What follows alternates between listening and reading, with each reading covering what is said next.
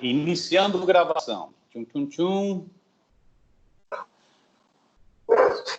Eu acho que agora a gente está no ar, Elaine. Então, vamos começar? Bora! Vamos embora, né? Estamos aqui para mais um bate-papo rápido de imprensa e coronavírus, dessa vez com a Elaine Tavares. A Elaine é uma grande amiga, já tivemos em várias atividades juntos, né? Em eventos de blogueiros aqui em São Paulo, evento de blogueiros aí em Santa Catarina, né? Ela edita o blog Palavras Insurgentes, que é um blog super legal. Quem não conhece, entre e acompanhe. É uma libertária, ideias super arrojadas, né? Ela é uma das fundadoras do Instituto de Estudos Latino-Americanos, IELA, da Universidade Federal de Santa Catarina, né? O IELA também tem produzido muita coisa, né? É uma entidade decisiva na solidariedade à América Latina, esse espírito latino-americano que nós devemos todos ter, né? De pertencimento, né? De pertencimento. Então, brigadão por você ter topado, viu, Elaine? Brigadão mesmo, tá? Então, vamos lá. Tamo aí. Vamos nós, então. Estava te dizendo, essa semana saiu uma notinha na Folha que os técnicos do Ministério da Saúde estão falando que Santa Catarina deve ser o próximo foco, epicentro do coronavírus aqui no Brasil, né? Depois dessas cenas lamentáveis de Manaus, iria agora para Santa Catarina. Aumentaram muito os casos e também mortes estão crescendo, né? Do lado disso, a gente vê cenas deprimentes ocorrendo em Santa Catarina. Uma delas foi aquela cena patética com saxofone, fila de funcionários aplaudindo num shopping de Blumenau, né? Então, eu queria entender de você, Elaine, como que está a situação do coronavírus, dessa pandemia, dessa desgraceira toda, aí em Santa Catarina, e especialmente como isso tem atingido as camadas mais populares, as camadas mais carentes da população. A bola está contigo. Então, aqui em Santa Catarina foi muito surpreendente, porque logo que esse processo da pandemia começou, tanto o governador Moisés quanto o nosso prefeito aqui da capital, o Jean Loureiro, eles imediatamente chamaram coletivas, foram para a televisão, imediatamente instituíram essa ideia do isolamento social, fazendo uma campanha muito forte pela necessidade do isolamento social, e imediatamente todo mundo comprou essa ideia, né, de uma forma muito rápida, foi muito interessante, assim. Inclusive, a gente que é adversário político, né, dessas duas criaturas, a gente ficou, assim, surpresa, pô, agiram, né, corretamente, estão aí fazendo as coisas que têm que ser feitas e tal, imediatamente a universidade, todas as instituições públicas foram entrando, né, nesse processo de isolamento social. Só que aí começou toda essa campanha do presidente do Brasil, né, que começou a dizer que isso era uma bobagem, que não sei o quê, então começou a haver uma pressão, né. O Moisés é um governador que foi eleito na esteira desse cometa Bolsonaro, embora agora esteja se descolando já, né, do Bolsonaro já há algum tempo, mas se elegeu nessa esteira, portanto, com esses eleitores, né, de Bolsonaro. Então começou essa pressão também dos eleitores, teve passeata aqui em Florianópolis também, né? Passeata não, carreata, né? Que eles não saem dos carros. Eles não saem, não. Eles ficam com a mascarinha. E aí começou a pressão também dos empresários. Então, também de maneira surpreendente, nós catarinenses vimos o nosso governador ir abrindo, né? Se abrindo para essa pressão, a tal ponto que ele, então, resolveu liberar algumas questões que ele chamava de essenciais, né? Entre elas, shoppings, né, barbearias, como serviços essenciais. Então, foi uma gritaria geral aqui, né, da população, de parte da população, porque Santa Catarina foi um estado que teve a votação do Jair Bolsonaro foi aqui, passou dos 70%, né? Pois é. Então, tem essa pressão toda, e aí começou a degringolada, digamos assim, né?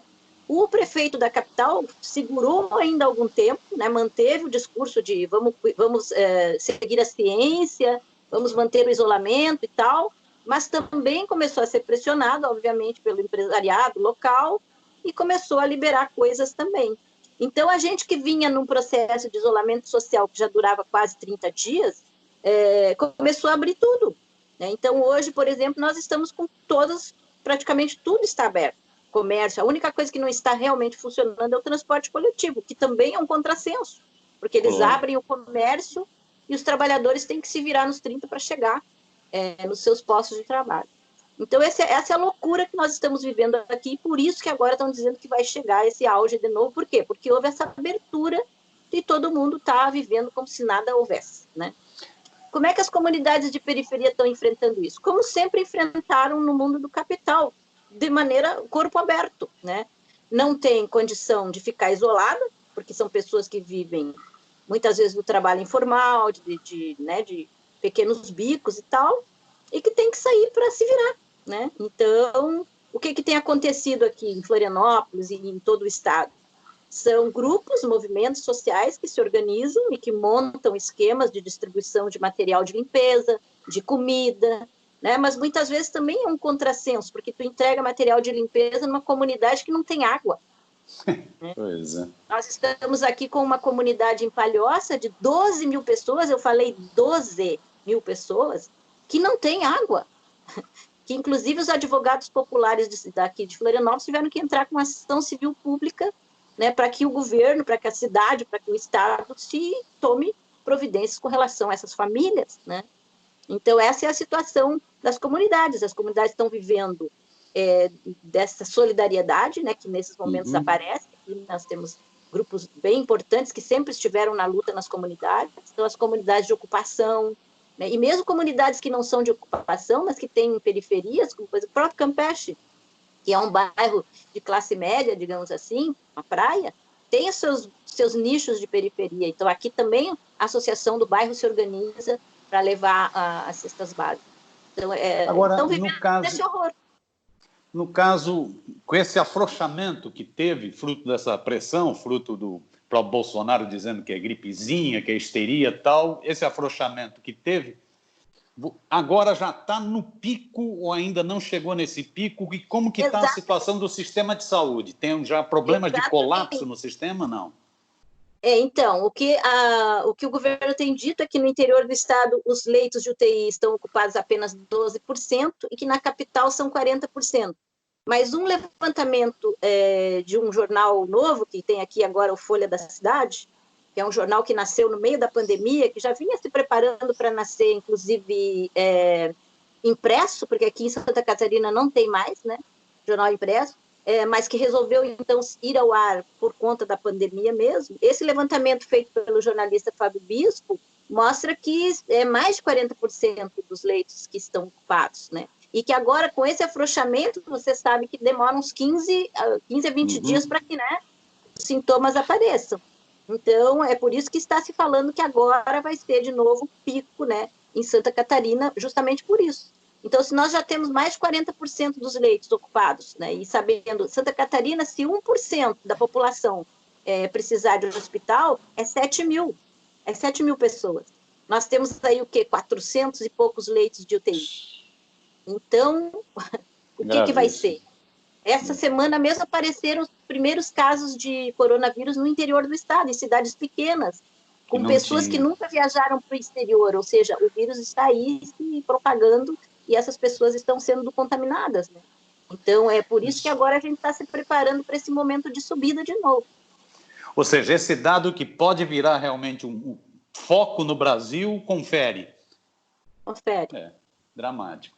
Aproveitando um gancho que você já deu, que é sobre a imprensa, né? Você é uma estudiosa desse negócio, né?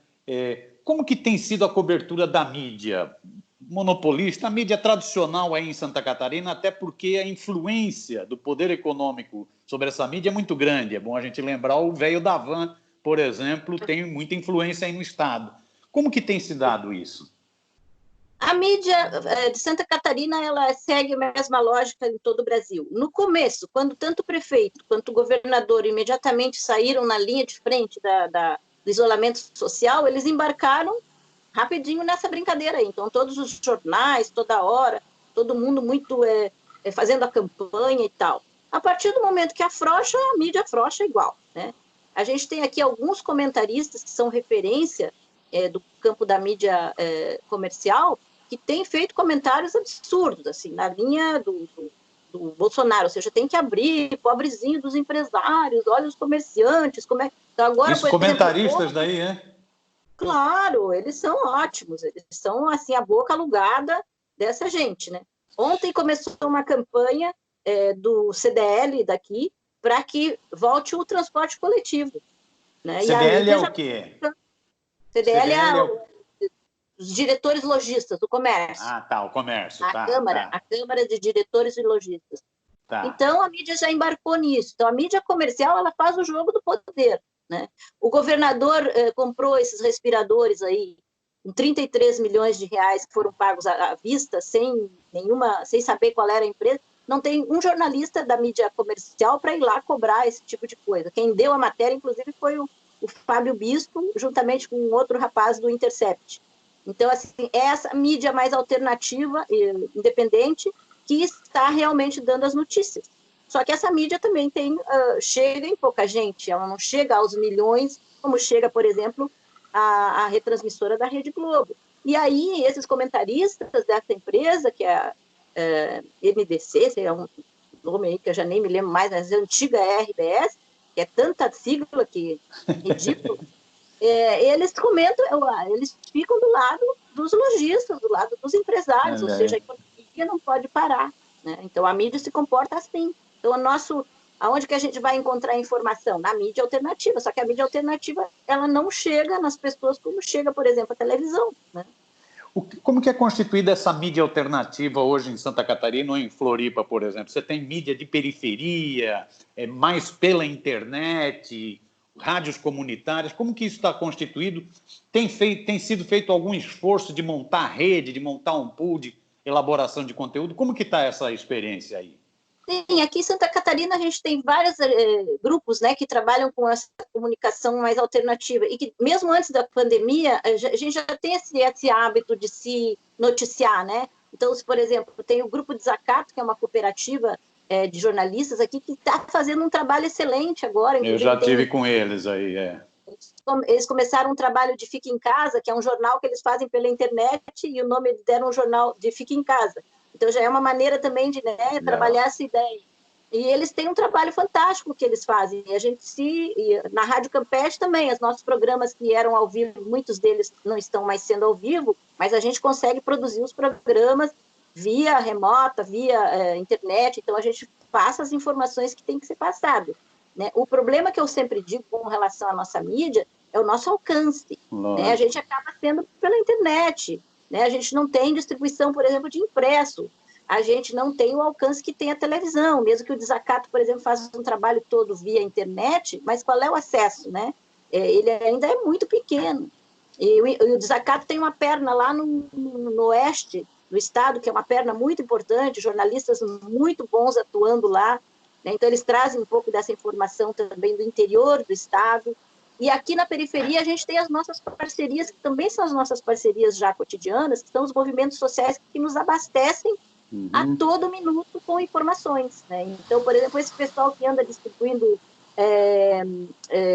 cestas básicas, e tudo que é lugar que eles vão, eles tiram foto, fazem vídeo e mandam tudo para a gente. Legal. Então, tudo isso vai sendo disseminado e a gente vai podendo divulgar essas coisas. Mas continuo dizendo, o nosso alcance é pífio diante desses canalhas, né, que acabam falando para 7 milhões de pessoas numa manhã e muitas vezes acabam estragando, digamos assim, todo um trabalho que a gente vem tentando fazer. Né?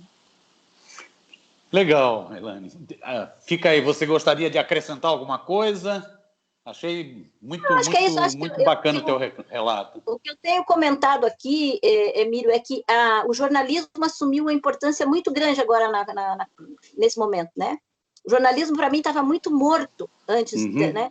Chegou a pandemia e o jornalismo reviveu, porque as pessoas têm necessidade da informação, né? Como dizia o Adalmo Genro, a informação é uma necessidade social, ela não é uma coisa assim. Então, assim, como que o jornalismo voltou de novo a crescer, E é muito triste que a gente tenha que ver esses nossos colegas da mídia comercial permitir, né, que esse momento tão importante em que o jornalismo reassume o seu papel, que eles continuem sendo boca alugadas, né, e que não façam o trabalho que tem que fazer. E não basta só informar o número de mortes, é preciso também questionar, é preciso também pôr as contradições, e isso, infelizmente, o jornalismo comercial não faz. Ainda bem que nós fazemos, né? A mídia alternativa, comunitária, popular, independente, mas o nosso alcance ainda é pequeno. Mas a gente vai fazendo e vamos resistir. Com Jornalismo certeza. É isso. Excelente, excelente. Obrigadão, viu, Elaine? Obrigadão mesmo e bom trabalho aí, tá? Um Tá beijão bom, para querido. você. Tchau, tchau. Tchau, tchau.